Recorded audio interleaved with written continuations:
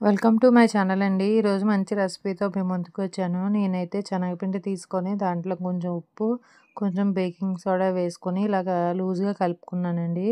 కలుపుకొని డీప్ ఫ్రైకి ఆయిల్ వేస్తున్నాను. మనం బూందీ జార్ ఉంటుంది కదా, దాంతోపాటు బూందీ వేస్తున్నానండి. వేసి బాగా కొంచెం లైట్గా వేగితే సరిపోతుంది. మరీ ఎక్కువసేపు అవసరం లేదండి, ఎందుకంటే నేను ఈరోజు బూందీ వచ్చి చేస్తున్నాను.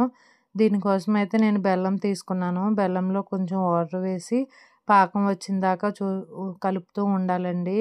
అంటే మరీ ఎక్కువ లేత పాకము కాదు, మరీ ముద్ర పాకము కాదు. నేనైతే ఇలాచీ వేసాను. ఇలాచీ వేసి బాగా కలుపుకున్నాను. కలిపిన తర్వాత ఇలా సాగుతున్నప్పుడు బూందీ కూడా వేసేసి బాగా మిక్స్ చేసుకున్నానండి. బాగా మిక్స్ చేసి కాసేపు ఉంచి ఒక ప్లేట్లోని నూనె కానీ నెయ్యి కానీ రాసుకొని ఈ బూందీ అంతా అందులో వేసేసుకుంటే మనకి అచ్చు చూసారా పర్ఫెక్ట్గా వచ్చింది. మీరు కూడా ట్రై చేయండి, చాలా బాగుంటుంది. బాయ్ అండి.